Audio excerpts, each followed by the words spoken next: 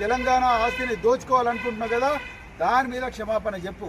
నీకేమాత్రం నైతిక విలువలున్నా తెలంగాణ ప్రజల మీద జరుగుతున్న దౌర్జన్యాలకు మరి హోంమంత్రిగా నువ్వు క్షమాపణ చెప్పు. కూకట్పల్లిలో ఒక మహిళ సూసైడ్ చేసుకున్నది, నిన్నొక ఆయన సంగారెడ్డిలో మీరు సివిలియన్ ఏరియాల బ్లాస్టింగ్ చేసినందుకు ఒక ఆయన ఈ హైదరాబాద్ బ్లాస్టింగ్ చేసినందుకు తలకు రాయి తగిలి చచ్చిపోయాడు.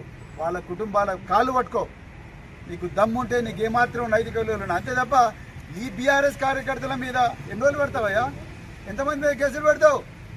ఎంతమంది మీద కేసులు పెడతావు? ఎంతమంది తీసుకొచ్చి పోలీస్ స్టేషన్లో పెడతావు? ఎంతమంది జైల్లో పెడతావు? పెట్టి చూద్దాం.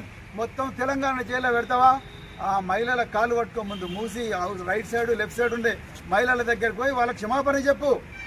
ఒక ముఖ్యమంత్రిగా క్షమాపణ చెప్పు. వాళ్ళందరూ నమ్మి నీ మాటలు నమ్మి నేను అధికారం ఎక్కించాను. అంతే తప్ప ఇక్కడ పోలీస్ స్టేషన్లలో మా అమాయకులైన కార్యకర్తలను వాళ్ళ కార్యకర్తలు నేను ఇవాళ నీ మీద ఎన్ని కేసులు పెట్టాలి మరి లెక్క ప్రకారం?